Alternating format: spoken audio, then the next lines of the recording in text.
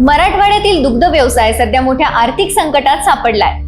बाहेरील मोठ्या दूध ब्रँड्सनी शहरातील बाजारपेठेत आपली मुळे घट्ट रोवली असून त्यामुळे स्थानिक सहकारी दूध संघाचे उत्पादन लक्षणीय घटले।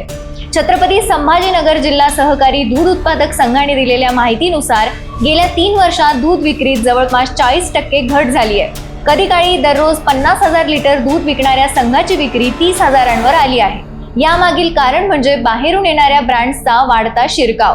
विशेषतः मुंबई, पुणे, जळगाव, गुजरातच्या नामांकित कंपन्यांचे दूध ब्रेड्स शहरातील किराणा दुकाने, मॉलमध्ये सहज उपलब्ध होते। मराठवाडा दूध उत्पादनाचे रक्षण केले नाही तर केवळ दुग्ध व्यवसायच नव्हे तर ग्रामीण अर्थव्यवस्थेवर याचा दूरगामी परिणाम होऊ शकतो। सहकारी संस्थांमध्ये 67,000 प्रति लिटर तर खासगी दूध वितरकांमध्ये 5,20,000 प्रति लिटर आणि शहराबाहेरील ब्रँड्समध्ये 1,20,000 प्रति लिटर। स्थानिक सहकारी संस्थांकडे अद्यावत तंत्रज्ञान, कौशल्य असूनही सरकारी धोरणांच्या उदासीनतेमुळे त्यांना स्पर्धेत टिकणे अवघड झाले। याचाच फायदा बाहेरील ब्रँड्स घेत आहेत।